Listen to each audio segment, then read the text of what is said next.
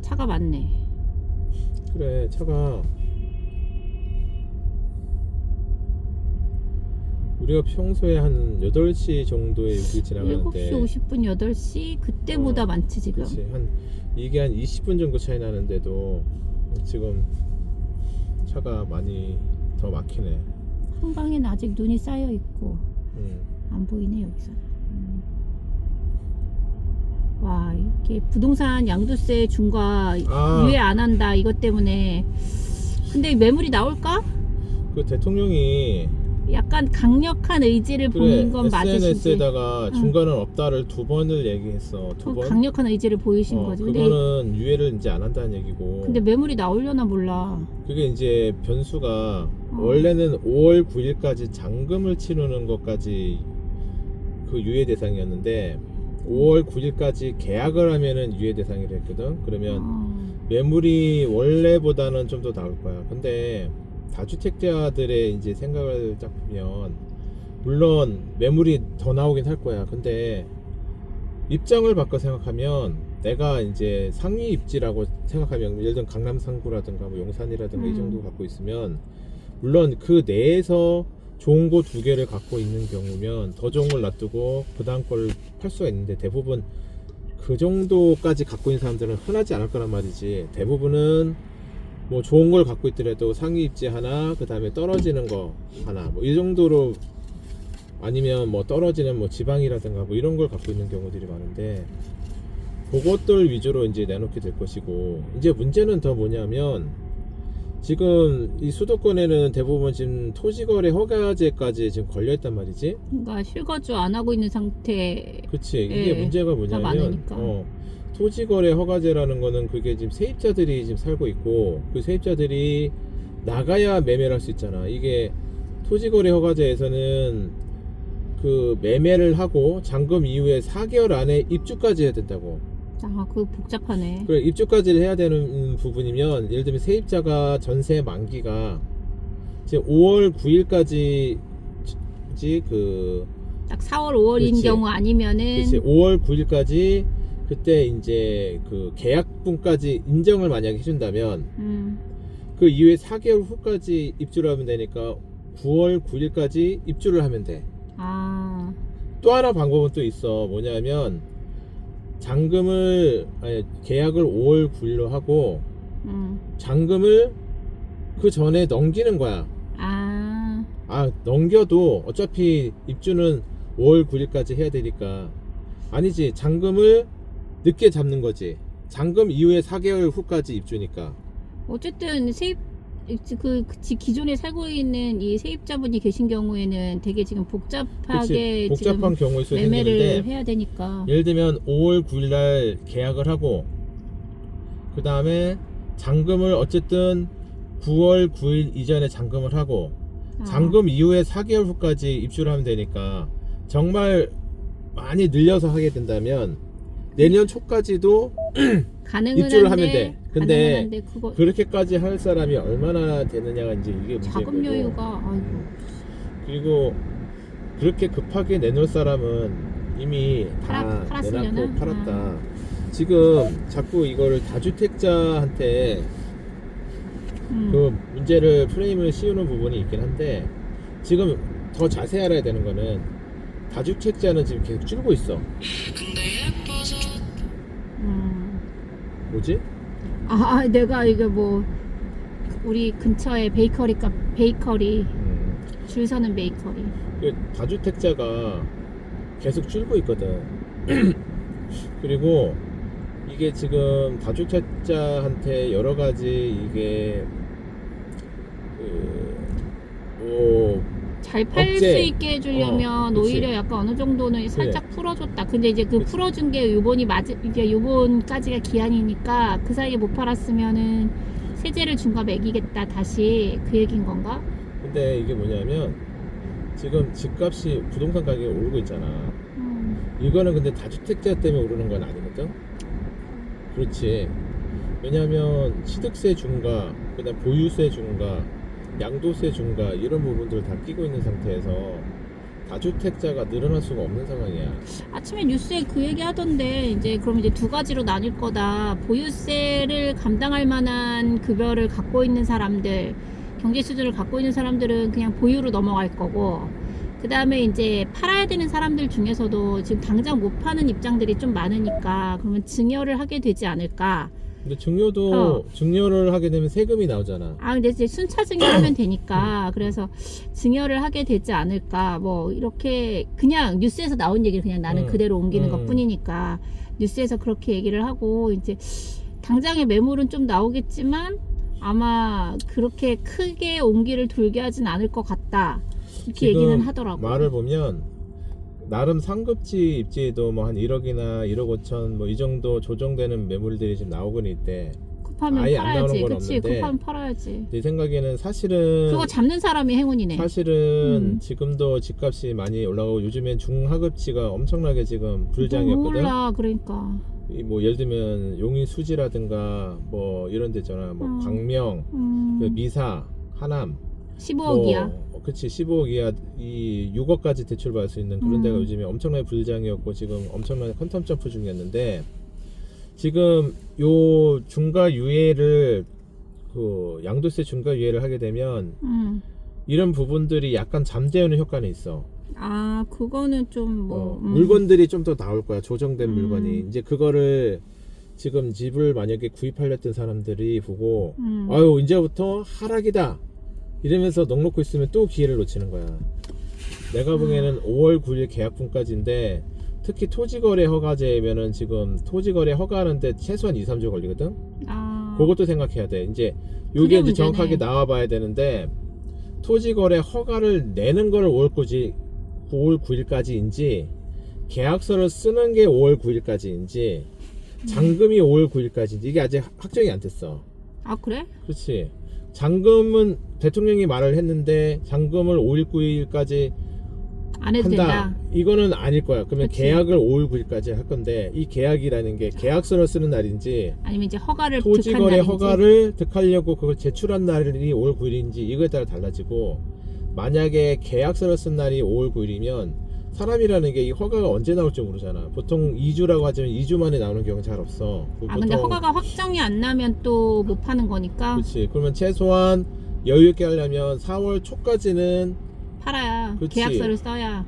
허가제가 들어가야 되겠지. 최소한 한 달은 잡고. 그러면 이게 물건이 나올 수 있는 기간이 생각보다 아주 길지는 않을 슬슬 것이다. 내놓을 수겠네, 그러면은. 내놓을 분들은. 그런데 만약에 이게 나온다면, 나오긴 나올 거야. 안 나올 수는 없어. 그럼 나오면 그걸 잡는 사람들은 약간 그래도 운이 좋은 거 아닌가?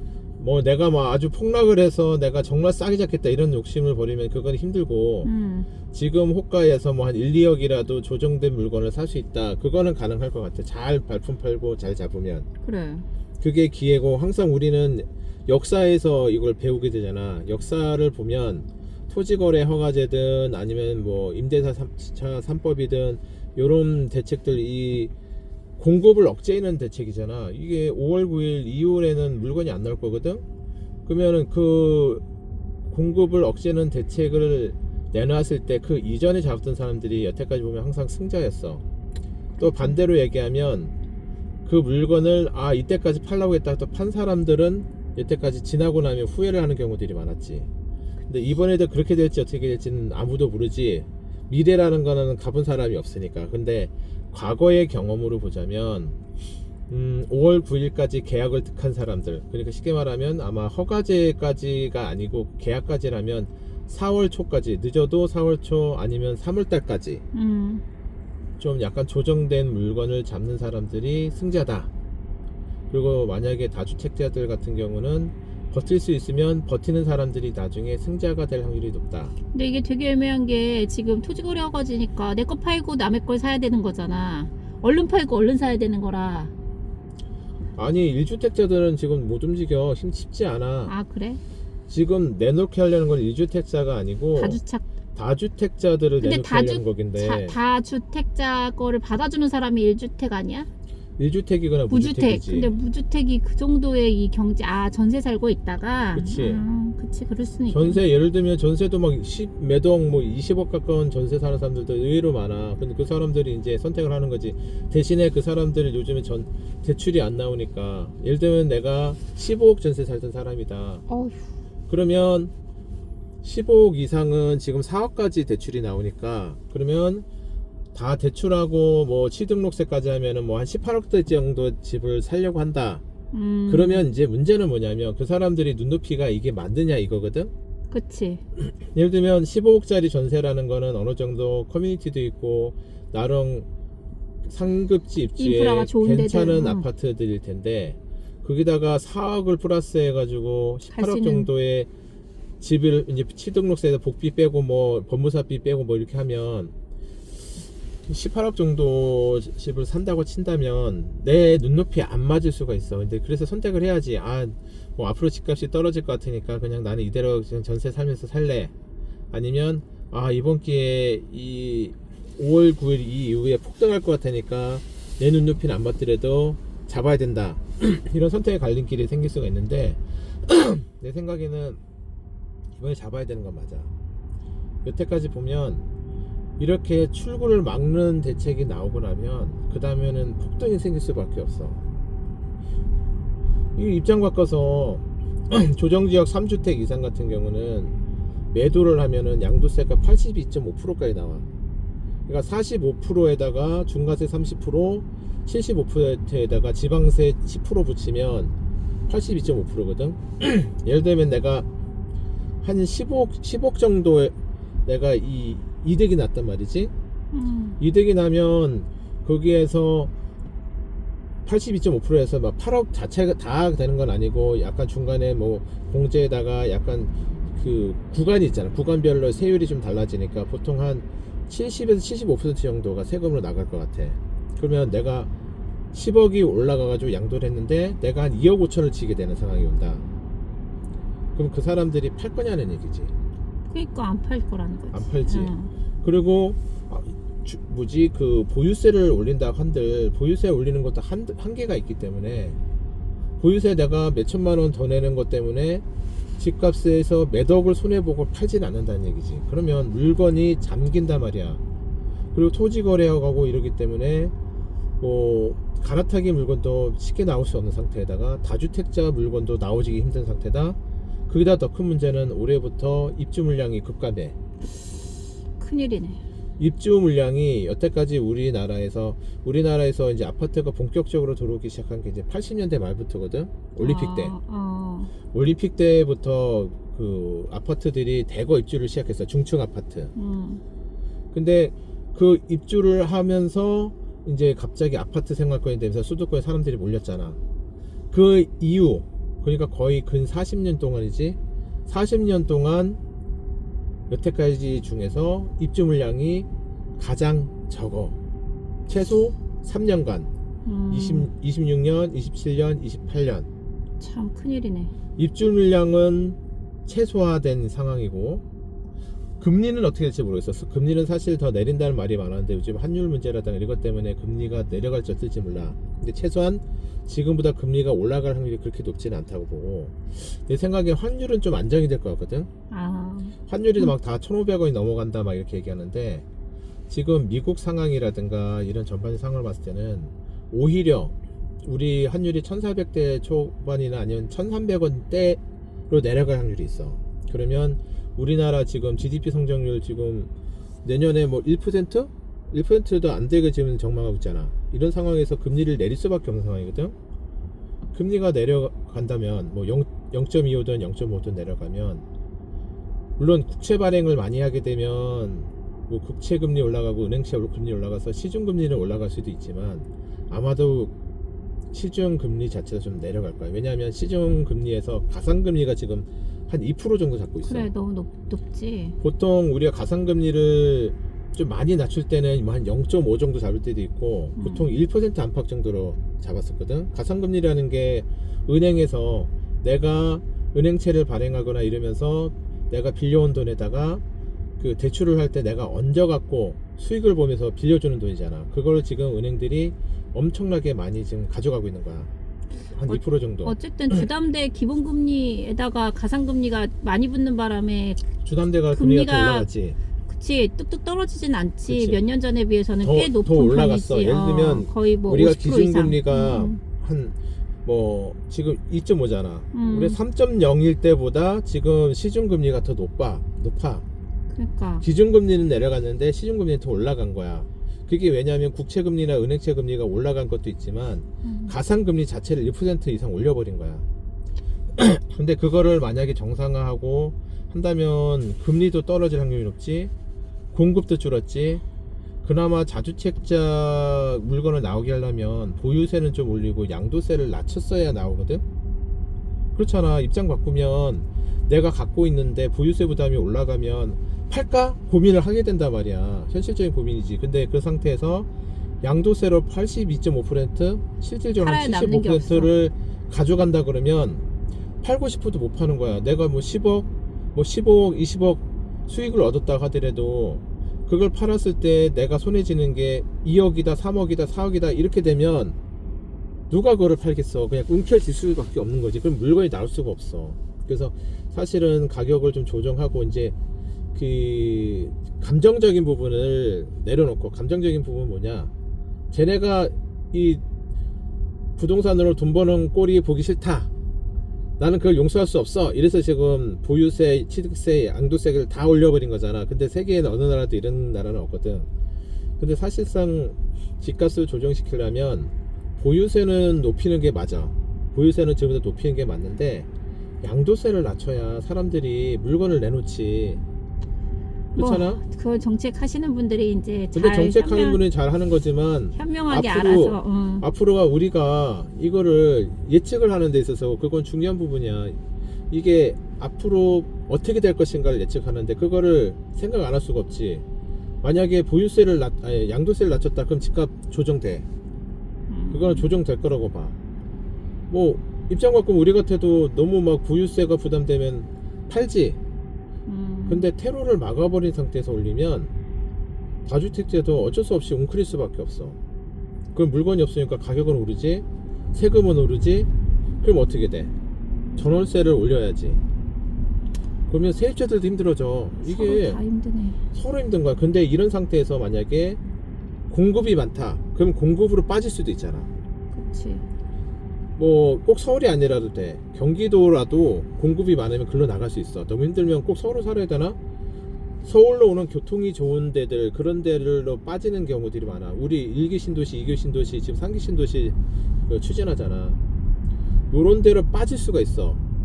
그 신도시에다가 교통망만 연결해주면, 뭐 GTX가 됐든 지하철 연결이 됐든 연결만 해주면 골로 빠질 수 있기 때문에 압력이 빠져. 근데 지금 문제는 경기도도 입주량이 없어. 최악이야. 와, 여기 잠실 나가는 데가 아주 그냥 그래, 엄청 막히네. 입주량 최악이라는 게 서울만이 아니라 경기도 인천까지 지금 3년간 입주량이 없어. 신축이 없어서. 그러면 그 올라가는 압력을 빼줄 데가 없는 거야. 근데 문제는 그 상황에서 다주택자 중과 유예했던 것까지 없애고 다주택자 중과를 해버린다? 그럼 그 물건도 안 나와. 왜 우리가 압력밥솥에다가 밥을 하잖아.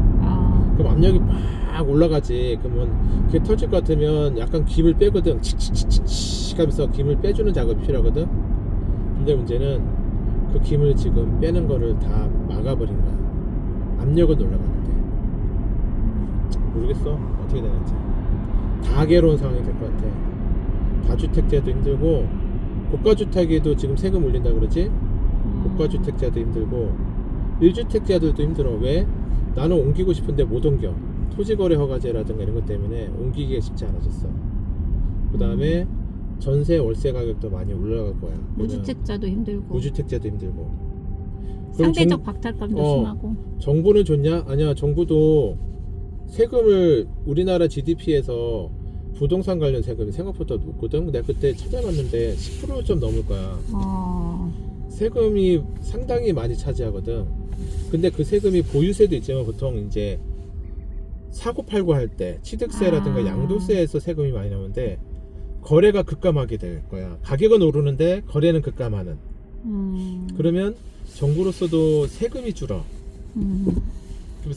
서로 다 모든 사람들이 불행해지는. 집값은 집값대로 올라가, 전월세 가격도 올라가. 그렇게 하게 되면 공급은 더 줄어들거든. 그치. 왜냐하면 공급이 많이 나오려면 다주택자들이 있어야 공급이 나와. 그리고 금리가 낮아야 공급이 이루어져. 금리가 높으면 그 건설을 하는데 PB 대출이라든가 뭐 이런 문제, 그다음 건설 단가가 올라가고 이렇기 때문에 재건축 재개발이라든가 신축을 짓기 힘들어지는 상황이 되거든. 근데 최근에 가산금리 올렸잖아. 가산금리 올리고 대출을 쪼였잖아. 그러면 당장은 집값이 잡히거든. 근데 그 기간 동안 공급이 안 나오거든. 쉽게 말하면 지금 가산금리 올리고 대출 쪼이고 다주택자 맞고 이런 상황이 지속이 되면 공급은 지금 3년 동안 공급이 없는 상태에 확정이라 했잖아. 이게 4년, 5년, 6년으로 연장이 될 수가 있어. 어쨌든 그런 상황이야. 어렵네. 다 같이 어렵네. 어려운 상황이야. 지금 답이 없는 상황이야. 사실은 내 생각에는 보유세 올리고 양도세 내리면은 좀 압력을 빼줄 수 있다고 생각하거든. 완벽하진 않더라도. 그리고 가산금리를 낮추고 금리를 낮추면 당장은 집값이 오르겠지만 공급은 늘어나거든. 그럼 당장 한 4, 5년은 힘들어도 그 위에 집값 잡는 데는 가능할 수가 있는데 그치. 지금 당장 뜨겁다고 요거를 계속 막고 압력을 올리는 상황이 되면 공급 부족이 3, 4년, 지금 3, 4년, 최소한 3, 4년 확정인데 그게 5년, 6년, 7년으로 되게 되면 좀 문제가 좀. 약 600m 앞 시속 80km 그 다음에 또 문제가 단속 되는 게 구간입니다. 뭐냐면 슈퍼사이클이라는 게 있어. 뭐냐면 인간에게 수명이 있듯이 아파트에도 수명이 있다. 보통 40년 잡거든. 보통 우리가 아파트가 30년 넘어가면 재건축 진행을 가능하고 보통 30년 차에서는 재건축 진행이 잘 안 되고 보통 40년 차 되면은 그게 아주 활발해져.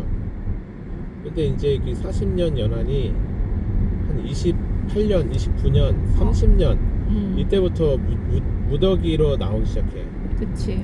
아까도 얘기했지만 우리 아파트 중층 아파트 막 활발하게 입주가 많이 시작된 게 88년도 올림픽 때 즈음부터거든. 그치. 그 전에는 아파트 입주가 많지가 않았어. 뭐 많아봐야 1년에 4만호, 7만호, 뭐 8만호, 5만호 막 이 정도로 입주를 했는데 갑자기 88년도부터 막 17만호, 20만호 이렇게 늘어나기 시작한 거야. 그리고는 피크를 이룬 게 90년대 초반인데 그때 막 30만호, 40만호 이렇게 한 7, 8년간 유지가 됐어. 그러면 30만호라고 쳐도 7년이면 200만호거든. 그 200만호 정도의 무더기로 입주된 아파트들의 40년 연한이 이제 곧 도래해. 재건축이 활발해져야 되겠네. 그치. 그러면 그 40년 차 도래하는 사람들의 니즈가 올라가지. 재건축을 하고 싶다. 이 낡은 집에서 사는 게 불편하다. 재건축 연한이 막 돌아오고 재건축에 대한 열의가 막 올라가. 그러면 결국 정치인들이라는 것은 뭐 여러 가지 나라를 위해서 이제 여러 가지 생각을 하고 정책을 펴는 게 맞긴 한데 재건축을 하자는 열의를 바라는 사람들의 숫자가 지금은 많지가 않잖아. 지금은 뭐 1년에 4만원, 5만원이니까 어떻게 보면 그 사람들의 니즈를 약간 다 안 들어줘도 괜찮았단 말이지. 그치. 근데 그게 1년에 30만 호, 40만 호, 그러면 한 집에 유권자가 2명씩이라 하면 60만 명, 80만 명씩의 유권자들이 재건축을 원하는 사람들이 늘어나게 돼. 그럼 그걸 계속 막아둘 수는 없거든. 그럼 그게 올라가는 상황이 되면 또 재건축에 대한 요구도 늘어나게 되고 그 요구들이 만약에 물밀듯이 와서 재건축을 많이 이렇게 허가하게 주면 장기로 보게 되면 공급이 늘어나서 집값이 안정이 오긴 하지만 문제는 그게 이루어지는 최소 5년에서 10년간의 멸실. 재건축 재개발을 하게 되려면 그 집을 부숴야 되니까 그 사람들이 옆으로 이주를 해야 되잖아. 그러면 그 옆으로 이주하는 사람들이 누적으로 쌓여. 왜냐하면 우리가 멸실하고 다시 짓는 데는 요즘은 최소한 4년, 5년 걸리거든. 예전에 3년이라고 그랬는데 이게 늘어났어.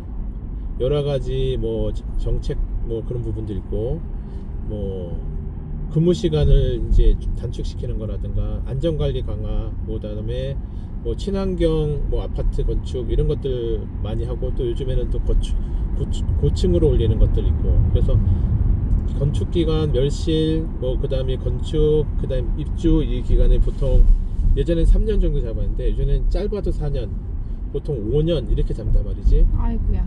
그러면 이 1년에 재건축 연한이 도래하는 게 예를 들면 30만 원 가구가 계속 도래하는데 이게 다시 재입주하려면 최소한 5년이 걸린다고 치면 이게 계속 렉이 걸리는 상황이 되는 거야. 안 그래도 공급량이 없어서 문제인데 그럼 그 사람들이 옆으로 어쨌든 전세를 가든 뭘 해야 되는 상황에서는 전월세 가격에 상관압력이 또 몇 년간 또 유지가 되는 거지. 전월세 가격에 상관압력을 하는데 있는데 공급은 없다? 그러면 좀 여러 가지 문제가 심각해지는 게 지금도 문제지만 28년, 2년 후, 3년 후, 4년 후가 좀 문제가 될 수도 있어. 근데 이거는 다 그냥 생각일 뿐이고 다 가봐야 하는 거지. 막히네. 막힌데